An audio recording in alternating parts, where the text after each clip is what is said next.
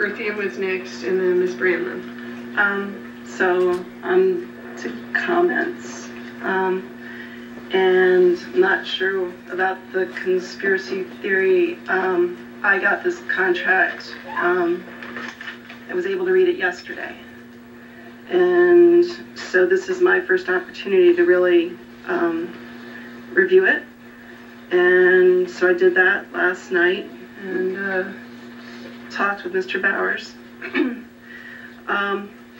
And this is really uncomfortable with all of these people here to go through this at this point, but I feel like I do have to vote on this, and I think I should explain my vote.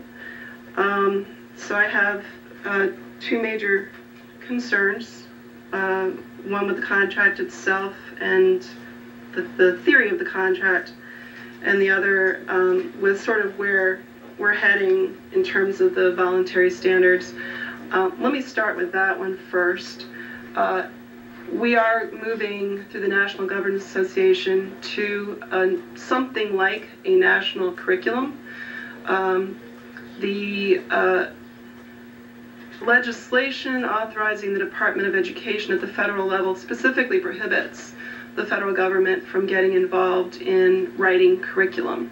I understand that has been a frustration to various secretaries of education through the years, and that this is a way for us to essentially get around that as a nation so that we can be measuring apples and apples rather than apples and oranges.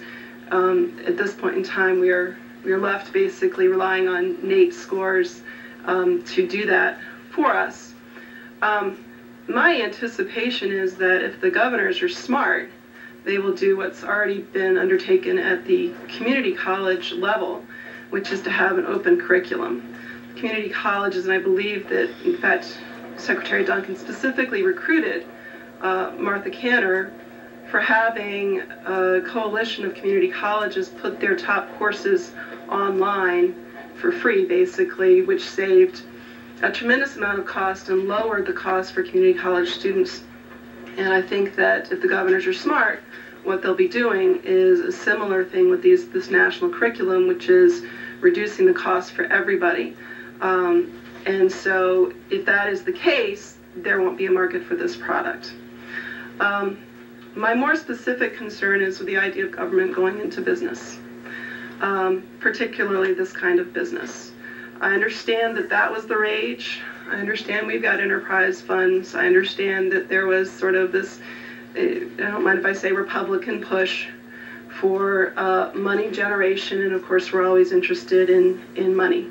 However, I think that it puts our system being responsible to our taxpayers for the education of our children, our ultimate consumers, in an untenable conflict. When we start to go into business and at the same time try to meet the needs of our students. I understand that for those who are sold on, this integrated curriculum, that's, not a conflict because there's a conviction that this is going to work out, this is going to be the greatest thing since sliced bread. I understand that, but being a cynic myself, I am not convinced of it. The specific provisions of the contract that truly concern me, and let me say, I got this yesterday. I haven't been online today, so I have no idea what's out there about this. I have no idea. I gather from comments people are making that this has become a matter of some controversy. I have no idea about any of that. But the provisions that concern me were the following. MCPS shall provide staff resources with expertise in curriculum and professional development, along with its expertise in developing and integrating elementary curriculum. And then it says we're going to specify in the program development plan. So that means that we are bound to that obligation for the next 3 years for the staff that we are hiring now, which means our discretion and our availability to be flexible with our budget is limited, or we're in breach of contract. The next provision that I have a problem with is MCPS name and marks, and that basically publishers shall be able to use MCPS's name, marks, logos, and other indicia on the program, and may use MCPS marks in connection with advertising, promotion, and sale of the program. Now that makes sense from a business standpoint, in that if we're going to get royalties, of course we want the program promoted. The problem is that if the program doesn't work, we're bound to be promoting a program that, is not what we would want necessarily for our kids. So coming back to that fundamental, the business demands versus the demands for our kids, I also don't think we should be choosing winners and losers in this way, in terms of we're going to make Pearson a winner and not whoever their competition is, and I don't know who their competition is. But the idea that we're going to have nationwide and internationally touted as, MCPS gives its mark of approval to this product when we actually don't know yet if it's going to be effective, I don't think is appropriate. My greatest concern comes with the provision that says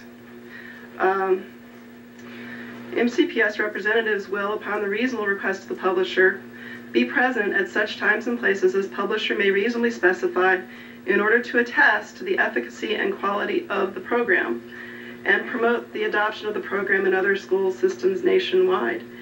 Well, again, from a business perspective, if you want to make money, that makes all the sense in the world. From a taxpayer and governmental standpoint, converting our employees into salesmen is not where I think we should be.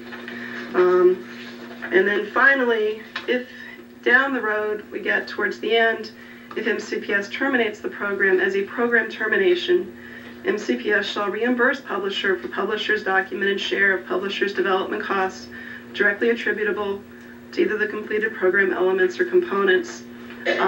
So we are at risk if we terminate. So there's a disincentive to actually have an independent view of whether the program is working, because if we say it's not working, first off, we hurt ourselves business-wise, and second, we may be on the hook. And we don't have a figure on that. I understand it's somewhere south of 20 million, but we don't know.